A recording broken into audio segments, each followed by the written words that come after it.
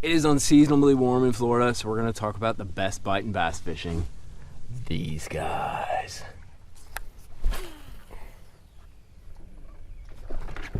Golly. That's a big one.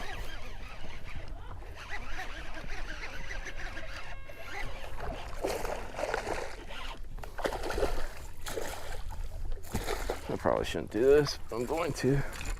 How about that bite, dude?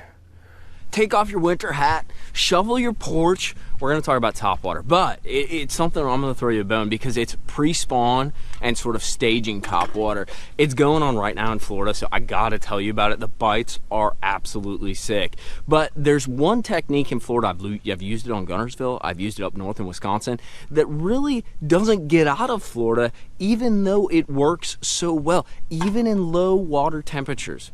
Upper 50s, 60s. All you really need is a warm-up, and for those fish to push shallow. It's the perfect way to present your bait in a slow way, super shallow. So how about a little garage talk, but from the water, stuck in the grass right here. We're on beautiful Stick Marsh. You guys probably saw me hanging out with my boy JT Kenny. Even though water temps here are like 75, you know, they're pretty warm, especially relatively, like compared to where you are. A lot of you guys have ice on the lake. This is something that you really need to keep in mind the moment that ice goes out, the moment that you dust off that topwater box, you take the cover off the boat, and you're getting after it and you get ready to do some pre-spawn fishing, because it is something that works in pretty cold water. It's a very subtle technique, and it's something that gets big bites. And for some reason, the days that it works, nothing else seems to catch them quite like it. What are we going to talk about? These guys right here. This is a Berkley spin rocket, but in general we're talking about bladed topwater baits. The most classic one is what's known as a devil's horse. It is an absolutely amazing bait that absolutely sucks. It's problematic because the hardware on it is junk, as well as the way the hardware is connected. It doesn't use split rings and things along those lines. It's a very old school bait. It has value for the type of bait that it developed, but really it's just dated. You know, maybe 5-10 years ago it was kind of the only version on the market, but there's a lot more versions and a lot better versions now, so you don't have to stick with the old school devil's horse, even though it was an amazing bait. Like, don't get me wrong, it's a classic. It's just you can have better now, so why not? So the spin rocket is the first one we're going to talk about, and I'm also going to show you kind of in this video, maybe through some b-roll, like how to actually fish it and how to present it, because it's very different than any other topwater bait that you fish. The idea though is to make these blades move very gently to create sort of like bubble or a sort of wake in the water, and really a lot of times the fish are going to eat it when it's actually paused. You know, whereas you're fishing a spook, doo, doo, doo, and it's moving back and forth, the fish eat it when it's actually darting back and forth. This is really a bait where they eat it on the pause, and there's very good reason for it. You're fishing around sort of pre-spawn staging fish in fairly shallow water, probably 3 foot, 4 foot or less, depending on the clarity of your water.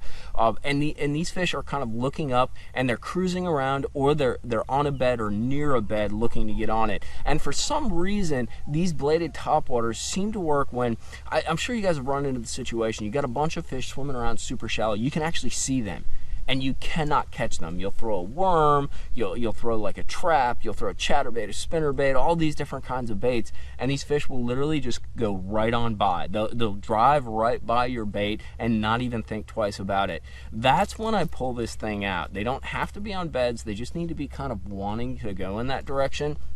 And the way you fish it is really simple. I have it, this is a 7-foot medium rave, super, I guess you define it as kind of a lighter rod, very parabolic. There's 30 or 40 pound braid, I can't remember which, high speed reel 721.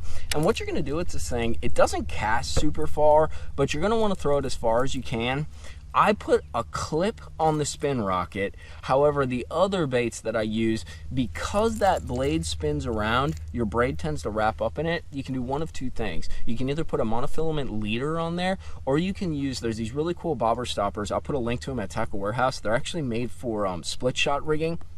And you can put those in front of your line, put 2 of them, and it'll keep your line straight and ahead of the bait. And the other trick that you can do, and JT actually taught me this, is you can put a small tubing of that little spray nozzles for WD-40. You can put a little small strip of that and put a bobber stopper in front of it, and that'll also keep that line out of your blade. Otherwise, it ends up getting wrapped up. Now, there's a lot of different versions of this. You can see there's a Rapala version. There's some super custom ones. I think that's like a Balsa, I forget what it's called. It's like a Balsa B or something. I'll put links to all these at Tackle Warehouse. They each kind of have their place.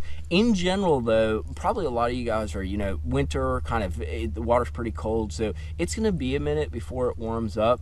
In general, during that time of year, right now, even though the water's pretty warm in Florida, these fish are kind of tweaky. I like a thinner, more streamlined presentation, almost like your jerkbait looking kind of devil's horse style type bait. The Berkeley one is actually awesome. It's just like the little floating minnow that they have, super slender presentation. It also has some smaller blades on it, and that's another thing that I'll note too. You need a certain type of water condition. It's a very specific presentation, I guess, is what I'm kind of insinuating. You need fairly flat water. It doesn't have to be dead calm, but it needs to be pretty darn flat. That's when I'll use these smaller little metal blades like the Rapala.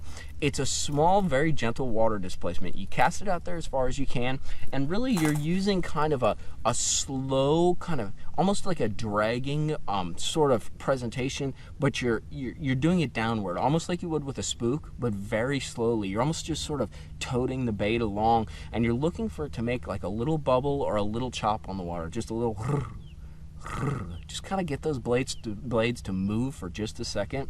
Now, if you have a little more chop on the water and you don't think it's sort of making enough water displacement or making enough noise to actually call those fish out, that's when I'll go to this Berkeley, this spin rocket. And I don't know if you guys can see behind me, but today's one of those days. We have more chop on the water. It's blowing, say, 10 to 15, 15 to 20, depending on the window that you get. That's when this thing comes in handy. It has a little bit bigger, more wider gauge blade, and it moves a bit more water, acts a little more like sort of a micro buzzbait. You get a little bit more bubble, but when you have those conditions, this seems to be the best way to go. You still have that slender presentation, but it just moves a little more water, because everything is about sort of that bubble and stop, sort of that little pull where it goes and that stop. That's really the key to this bait. It's almost like jerk baiting on the surface, if you will. Instead of the bait darting around, though, it's just going straight back towards you and just displacing a little water and then standing still. It might kind of rock a little or slowly turn, but it's a very slow presentation. Now, at the same time, now I know for a lot of you guys this is a ways off, but when those fish actually get on beds, that's when I play around with the size and shape of my bladed topwater. So this guy, as you can see, looks very much like a brim, has a little bit larger profile. This moves a little bit more water. It also sort of stops a little bit quicker. You'll notice with the more slender baits like the Rapala or that spin rocket, you're gonna pull them, they're gonna move, and they'll glide a little right at the end. This guy moves very slow and very short with those small, short drags, and it'll basically sit on top of those fish or on top of a bed if you're throwing it over that, and really just kind of dangle. You know, it's all about the dangle, right? But it'll dangle, plus it has that nice brim pattern. It looks just like a bluegill or a bed invader. So I like this guy during 2 times of the year. During the spawn, when I know there's fish on beds and I'm having trouble either seeing them and catching them sight fishing, or I want a different presentation than a worm. The other thing is too, a little later in the year, as those brim and those bluegills start to spawn, this is a great imitator. You find kind of a mass of brim beds or a mass of bluegills on beds, and this guy right here almost looks like an injured one as it kind of flutters in the water, especially on those dead flat kind of summer days when it just seems like nothing is moving but those brim are spawning. That's when these blade baits really show off. And this guy is kind of a little sneakster. This is for flat water during the shad spawn. So right after the bass get done spawning, maybe the brim aren't spawning yet, but you have like a shad spawn. This one's pretty wide. It displaces quite a bit of water, but you can see it has more of a tubular sort of body to it. So what's kind of cool with this one is when you drag it, it walks a little bit, almost like a spook, because it has that spook type body. Once again, it has the small blades because during that shad spawn, the shad are usually pretty small, or they're not the biggest, they're in a little ball, but they're just making little wakes around. But this guy really shows off during that time. I don't like it during the spring. I don't like something this wide and gatey when I'm fishing that pre-spawn, you know, when those fish are moving up and staging, or during the actual spawn. I really don't want it to be that obtrusive. The biggest that I'll go is that brim style, just like that.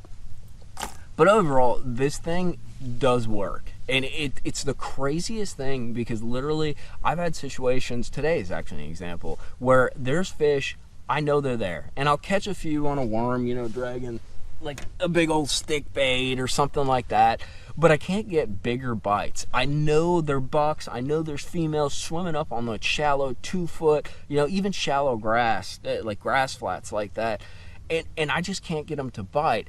And this is a painstakingly slow process to fish. Like literally, this thing is a headache, dude. It doesn't cast very well. It's very slow, because if you think you're fishing it like slow enough, you probably need to slow down.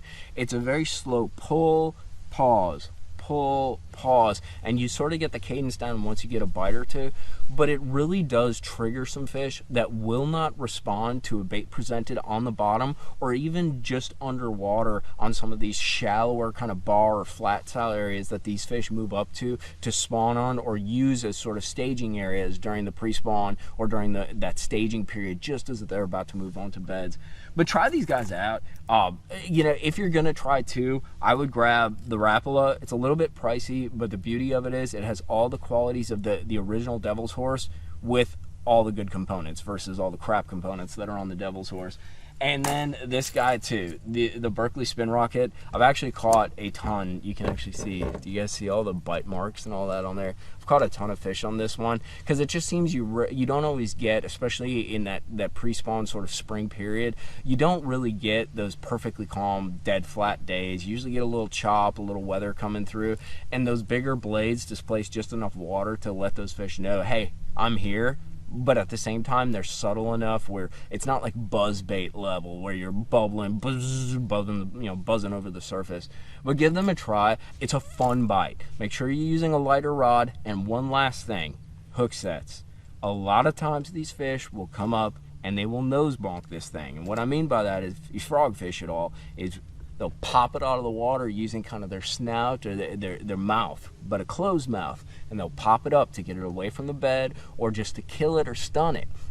Well, you need to really make sure you wait to set the hook. When the fish has it, you will know, but oftentimes your bites are little slurp bites. They're just little blows, and that's when you want to just pause for a second, take a deep breath, and just reel down and see if you have tension, because those are usually the big ones. The bite is super subtle though. Let them take it, let them kind of pop up on it. You don't need to pull it, set the hook very hard. You're using 40-pound braid. There's no stretch. You don't really need to work the hook set. It's a very easy hook set, but let them have it. Make sure they have it, because the bite is super subtle. All you have to do is reel down and kind of put some tension on the rod. But give it a try. It's a fun way to fish, and it always surprises you pulling out the topwater during that pre-spawn, very early spring period. Hit that like and subscribe button. We got Bog sleeping down there in the sun. I'm gonna go try to catch some more big fish, but we'll see you back out on the water, or I guess doing garage talks from grass heads. Tight lines, guys.